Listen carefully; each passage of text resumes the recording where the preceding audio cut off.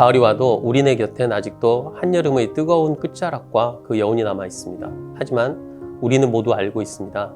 이 여름도 그렇게도 내리쬐던 태양도 눈을 뜨지 못할 만큼 뜨거운 열풍도 다 시간이 가면 사그라들 것이라는 걸. 그리고 그렇게 또 한 번의 가을이 올 겁니다.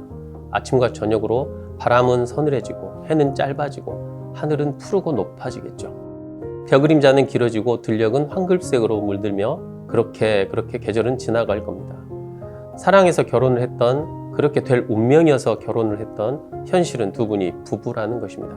그 점은 변화가 없죠. 무언가를 시도할 때, 특히 부부가 합심해서 해내야 할 때 가장 속상한 것은 어제 가을님의 말씀처럼 바로 무관심이나 냉랭함 또는 서운할 정도의 싸늘함입니다. 마치 아무것도 바라지 않는 것 같은 표정, 변화하지 않는, 아니 변화하지 못한 하루하루의 습관과 행동, 늦어지는 귀가와 잦은 술자리, 심하게도 역겨운 담배 연기, 뭐 하나 마음에 들지 않습니다. 이게 바뀌기는 할까요?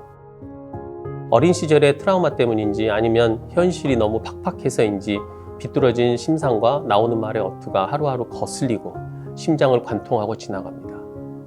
우리는 과연 여기서 어떻게 해결의 실마리를 잡고 그 틈과 여지를 발견하고 뛰어넘고 극복하고 이겨내는 방법을 알 수 있을까요? 답은 사실 없습니다. 각자가 처한 상황도 다 다르고 남편의 성향도 그 기질도 만들어진 이유도 배경도 다 알 수 없고 이미 굳어버린 빨간 핏방울 같은 거니 말입니다. 하지만 저는 이렇게 생각했으면 합니다. 정말 말도 안 될 것 같지만 그 딱딱한 돛돌에 구멍을 내는 것은 오랜 시간 떨어지는 처마 밑의 낙숫물입니다. 그 낙숫물에 돛돌이 파이듯 변화하지 않는 것처럼 보이나 변화됨을 만들 수 있습니다. 저 역시 젊은 시절 여러모로 다혈질이고 내 생각만 하던 사람임을 인정합니다. 가을님께 제 이야기 하나 있습니다. 하이트라는 맥주가 처음 나온 지 얼마 안 되던 시절, 전공이 2년차 초가을, 정확하진 않습니다. 후배들이 술 사주라고 해서 호프집에 갔다가 월급이 100만 원 시절에 그만 40만 원 넘게 술값을 내고 말았습니다. 집사람은 아무 말은 없었죠. 그 다음 토요일 자가용을 타고 퇴근하다가 집에서 몇 킬로미터 떨어진 시가지 은행 앞에서 유모차를 밀고 은행에 들어가는 집사람을 우연히 발견해서 유턴해서 전화하고 기다렸다 태웠습니다. 왜 걸어왔냐고, 날도 더운데. 집사람은 500원이면 큰 돈이야, 아끼는 거지 뭐. 저는 사실 속으로 울었습니다. 전 쓰레기 같은 사람이란 느낌을 처음으로 받았죠. 변해가는 것은 그런 울림 같은 거라 생각합니다. 아껴 쓰라고 술값을 그렇게 많이 내다니, 이런 식이 아니라 그저 울림을 준 것뿐이었는데 저는 조금씩 바뀌어갔습니다. 남편의 모든 생활 양식과 성격과 기질과 행동이 하루아침에 바뀌진 않을 겁니다. 아니, 영원히 그대로일 수도 있겠습니다. 하지만 어제 그야말로 말 그대로 펑펑 울며 주룩주룩 눈물을 흘리는 가을님에게 전 이 이야기를 해주면서 마지막으로 한 말씀 더 드렸습니다.